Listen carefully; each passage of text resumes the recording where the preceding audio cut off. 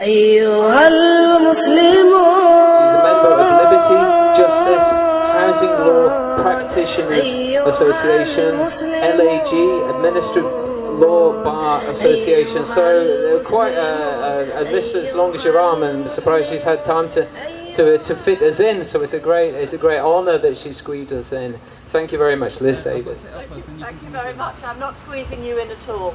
This is a fantastic protest, and it's important to me, and it's important to the Haldane Society of Socialist Lawyers, which I chair, that we are here today and we are showing our solidarity with Aafia Siddique and with the campaign for justice for her.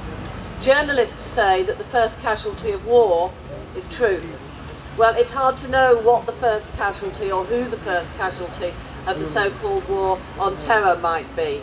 There are hundreds and thousands of innocent civilians who've been killed in Iraq and Afghanistan, and indeed we saw innocent civilians killed on the tube lines and buses of London 5 years ago.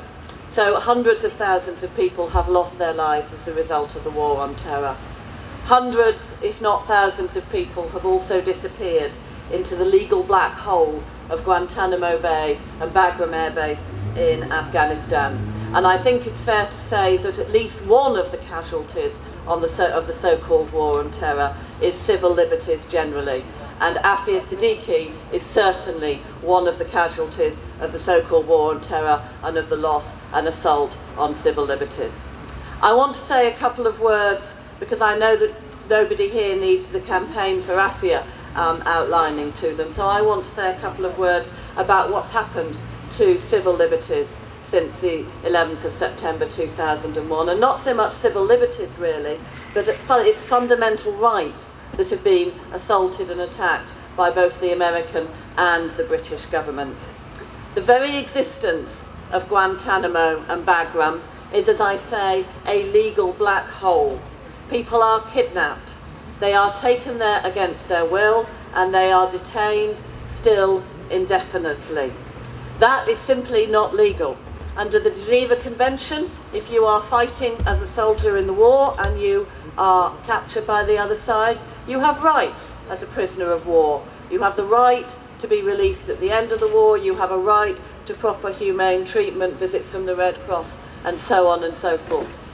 If you're accused of committing a crime, and you are detained because you're accused of committing a crime, you have a right to a fair trial, you have a right to a lawyer, you have rights to a whole number of procedural safeguards.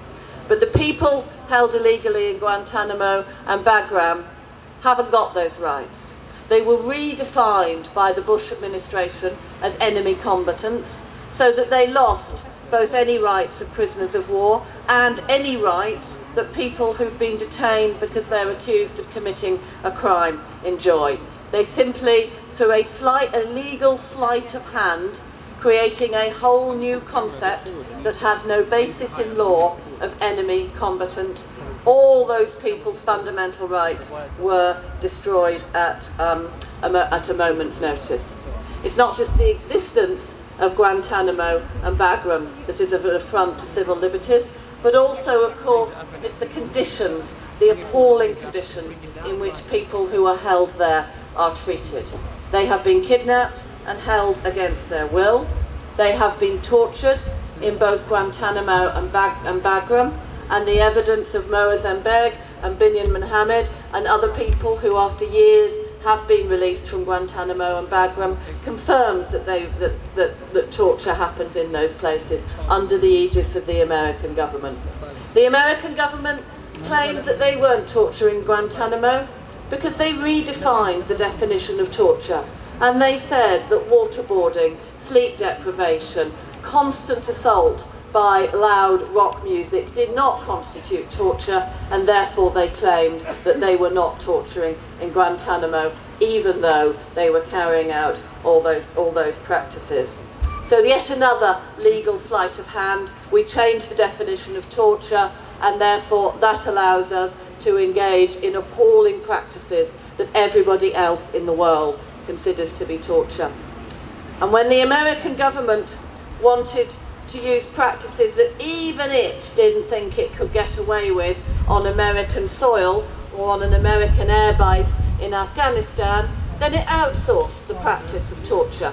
It used extraordinary rendition to fly people around the world and end up in prison cells in Egypt, in Morocco, in other places where sadly torture was a routine thing for people detained. And we have the evidence of Binyan Mohammed, who was held at the behest of the Americans for 18 months in Morocco, where he underwent the most appalling torture that none of us could frankly even bear to read about, let alone recount. So the US simply pretended that it wasn't torturing anyone, but it was perfectly happy to have foreign governments torture at its behest. Here in the UK, first of all, we have seen the UK government going along with these actions of the US government. It's becoming clearer and clearer that the UK knew about extraordinary rendition. The litigation involved in the brought by Binyan Mohammed against the UK government has resulted in a whole series of very senior judges finding that Binyan Mohammed was kept in conditions in Morocco and in Bagram that were clearly amounted to torture and inhuman and degrading treatment, and that the British security services were aware of it. So our government is no innocent in these practices. It knew exactly what was happening, and it was perfectly happy, at the least, to collude with it. Domestically in Britain, we have seen indefinite detention. People detained without any charge, without any accusation that they have committed criminal offences, detained for 4 years under virtual house arrest. And I should say that Bruce Kent would be far too modest to say this himself, but he has been an outspoken campaigner against control orders, and more than that, he's provided a great deal of practical assistance to those people who are subject to the invidious practice of control orders. We have attempts to detain without charge or trial for 90 days or for 42 days, and whilst those long periods were defeated in Parliament, then we do have still a provision whereby anybody accused of so-called terrorist activities can be detained without being charged, without actually being accused of a criminal offence, and having the opportunity to answer those accusations for up to 28 days. And the Home Secretary just recently has renewed that 28-day provision for another 6 months, even though there is no evidence that holding people for up to 28 days has helped prevent terrorism in any way whatsoever.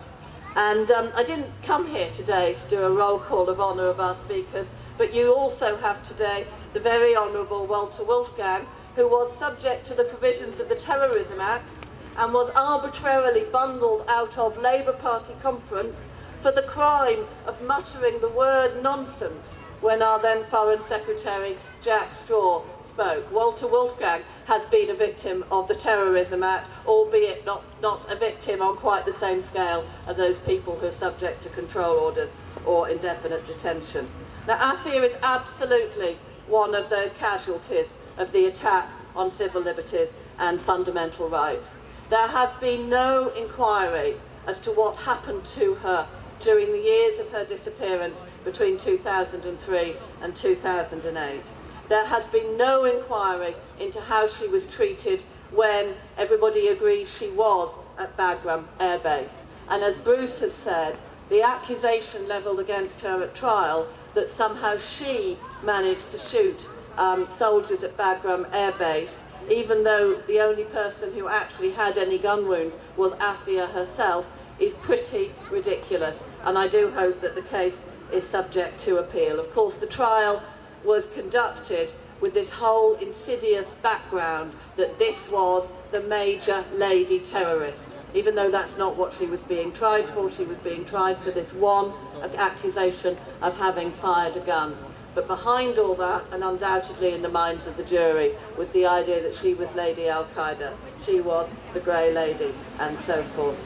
The Haldane Society of Socialist Lawyers supports absolutely the demands that the trial should be reviewed, and that if she is to be sentenced, that it should be an appropriate sentence for the crime that she is alleged to have been committed. She should not be sentenced for these innuendo whispers that somehow she is the terrorist mastermind. And we also support the campaign that if she has to serve a prison sentence, she should be allowed to, she should be returned to Pakistan and able to serve it in her home country so that her friends and family visit her, as is completely normal for so many people who find themselves serving sentences in foreign countries, and it is utterly regular for governments to make arrangements for them then to serve their sentence in their home country.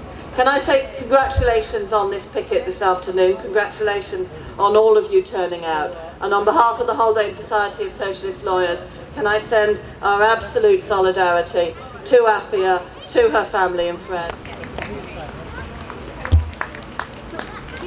Thank you, Liz. And of course, just to reiterate, that's true. The fact that, as we know, Aafia was detained in Bagram, and there were witnesses. Binyam Mohammed said, "Well, actually, I saw her." They said that she wasn't there. All of the brothers were saying, "Well, we actually knew that this woman was here." Yet, despite that fact, this evidence was not allowed to be brought to her trial. It wasn't allowed to be even discussed. So where did she go for all those years? She just vanishes?